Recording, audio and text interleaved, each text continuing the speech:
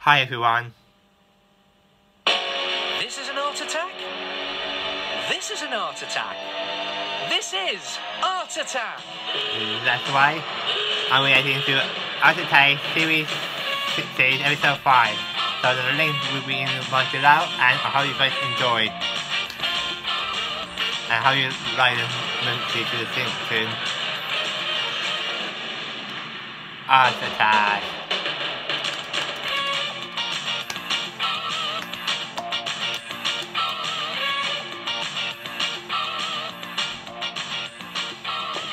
Neil. Must put those scissors away sometime. Hello there, how are you?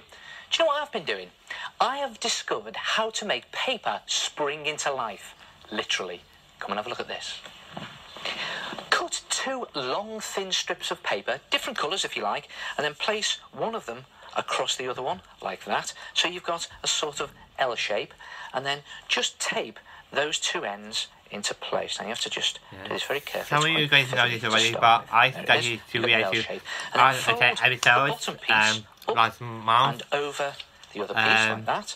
And then this piece and I did say that I would the other continue piece. reacting And then to again, more, the idea and is that's just what to I'm keep doing. going, folding the bottom piece up and And over. this is another like that. kids program that I used to watch when I was And the a reason kid. I'm using 2 different colours is A, And makes it I know easier for my you to best see, pick and like this, mate, and and B you actually should watch this creates as well. a great effect It's when you're good. finished. And just keep going, folding all your paper up and over, and then when you get to the end, like that, if there's any paper left, just trim it off, but that isn't. It's nice, nicely finished off very neatly there, and I'll just tape those last 2 bits together, a bit of tape under and over onto the top, like that. And there you have a paper spring. And if you make one out of cardboard, it's even springier. Look at that. Try that again. Aww. And then if you tape a couple of long pieces of paper together and make a very long one, it sort of waggles in the wind. Yeah. And what do you use them for? I Well, they look really good on how if you to stick things on make the end things of them. Here, like I've made a sort of spring this. card by sticking a cutout like cardboard the heart, photo frames. stuck that onto the spring and stuck the spring onto the in card. the first Or you could Art Attack try reaction this. video. Take a piece of coloured card and then with a chunky felt tip pen, just draw a hairy body onto your card like that, and then put 2 eyes on the top of your hairy body, just like that, and a mouth, and then draw 8 feet around the edge of your card, and cut everything out, and then stick 2 of the feet onto a paper spring like that, and then stick 4 paper springs onto your hairy body, like that, and then some cotton onto the top, and you have a sort of Mad Mobile, which wobbles Mad if you shake Mobile. it. And if you do make a Mad Mobile, don't forget to draw on both sides. And if you make a few of them, they make great party decorations. Try it yourself. Handy things, paper springs. Very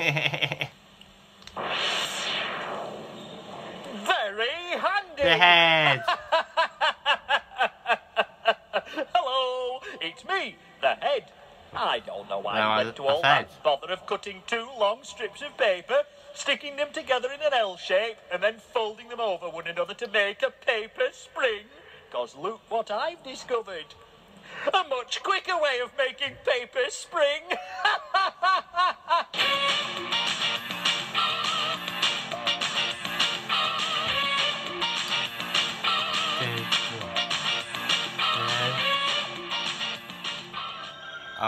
Oh, this is the outdoor.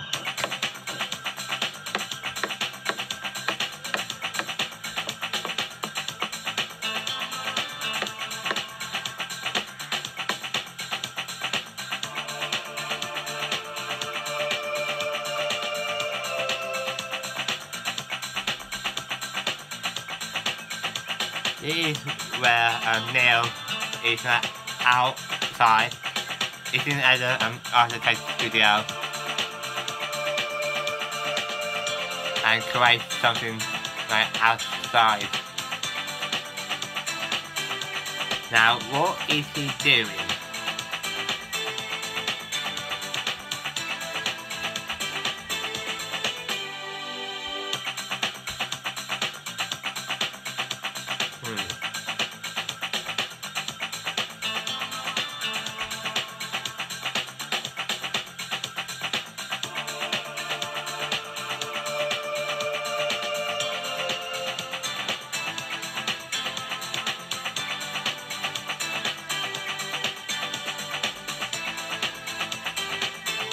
Leave a like on this video if you love doing art. And let me know on social media if you enjoy watching the program when you're a child. Or anything, really.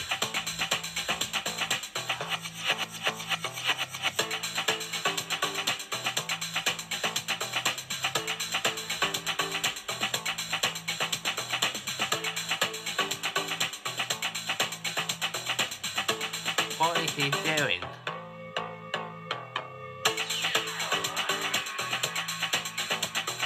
Yeah.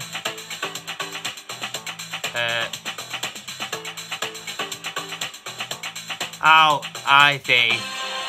Oh, very nice. But don't you go knocking nails into buildings. You can do it with pins in card. Then wind string around the pins. Do you want to see mine? Oh, no! Someone must have taken the pins out. Oh. Hold You your know, one of the head. great things about an ordinary crayon is all the different tones and shades that you can get from one colour just by pressing lighter and harder. But what happens if you haven't got a crayon? If all you got is a felt tip pen? Well, you can't press harder or lighter with that because the ink all comes out the same. Try this. Just draw lines across the area that you want to shade darker, all the way across like that, and you can see it starts to look darker already. And if you put lines across those first lines that you've just drawn in the opposite direction, just crossing in the middle like that, it starts to look even darker. And this method of shading is called cross-hatching. It's literally shading using lines that cross each other. Now I want this area to be darker still, so I'm just going to put more cross-hatching on, this time in another direction. There it is. You don't have to be neat doing this.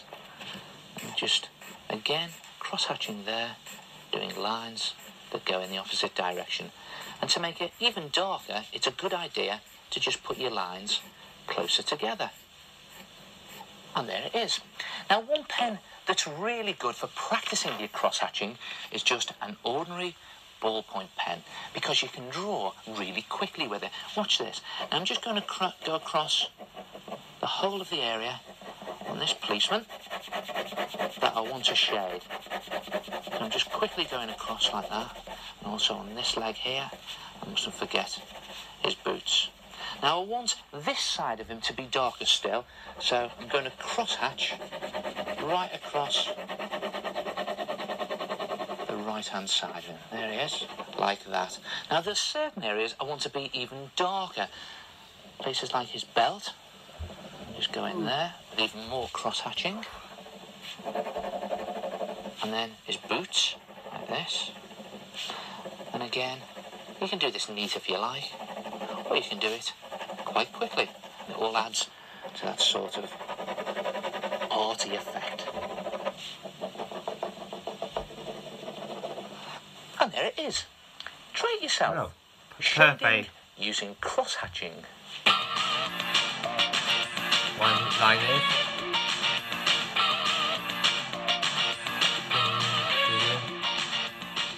Hello, my name is Daniel. I made this banana by mixing salt, flour and water. After I moulded it, I baked it in the oven. Ooh. My name is Gemma. I made my maze out of dough. After it was baked and painted, I stuck on green paper leaves. I drew the corn kernels with a felt tip pen. I am Rebecca. This apple was kneaded in dye. Apple. The hardest part was making the pattern on the leaves. I painted it red and varnished it. Ah, fantastic Wow. modelling dough, and it's very cheap. Now, to make your homemade modelling dough, all you need, 2 cups of plain flour.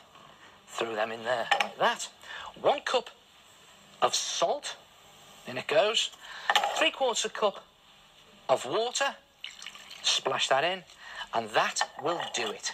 But if you want to make some super modelling dough, just add in 2 tablespoons of cream of tartar and 2 tablespoons of cooking oil, and that will just make it that easier to model with. Then get your hands stuck in, mix it all round, really get your fingers in there, and you'll have to knead it around for 3 or 4 minutes, and just knead it into a dough, and when you've done that, it will look something like that. And then you're ready to model. And all you have to do is just sprinkle some flour onto a flat surface like that, spread it out, and then you can make anything you like out of your dough.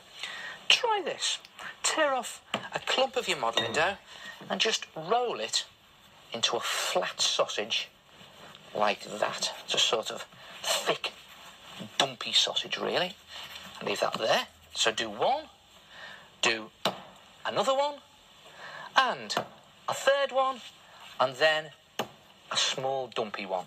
And then just pinch the small dumpy one into a point at the end, like that. And you can even curl it over like that if you want. Doesn't matter if it starts to crack.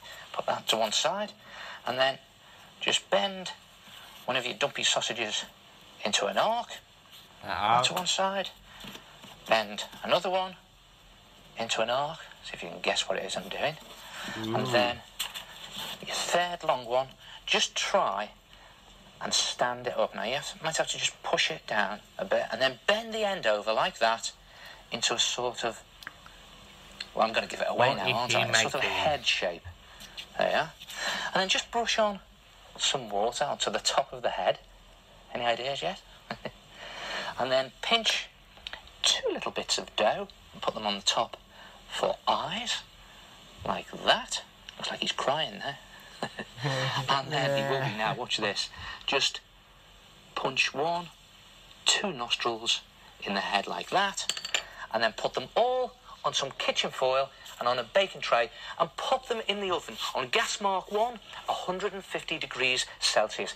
Now, do us a favour. If you're going to be popping things in the oven, be very careful, or better still, get someone else to do it for you.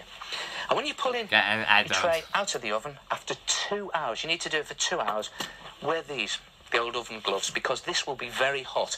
And when it eventually does cool down, just pull them off your tray and it will have gone rock solid. Look at that. And it doesn't matter if you've got a few little cracks in the bottom there, it all adds to the effect. And anyway, I'm going to paint it now. So you can paint it using poster paint or acrylic paint. I'm just going to slop it on here to show you. That's it. Just get it into all the nostrils and all the cracks at the bottom like that. And you can take some time over it. I'm just doing it quickly to show you. And if you do a neat job out of it, when you're finished, it will look something like that. Look at that. Wow. And I've even painted the eyes white, and the rest of it will look something like that, and that, and what about that? Wow. A dough Loch 10 out Ness of 10. monster. And if you just leave the paint to dry and then coat it with a layer of PVA glue, when the PVA has gone dry, it will have gone hard and solid and see-through and given it this fantastic finish. Try it yourself. Make anything you like. I'll give you the recipe again. To make homemade modelling dough, you need 2 cups of plain flour, 1 cup of salt, 3/4 cup of water, and to turn it into super dough, throw in 2 tablespoons of cooking oil and 2 tablespoons of cream of tartar. Cook your models for 2 hours, and I'll see you next time. Ta-ra! Goodbye, everyone.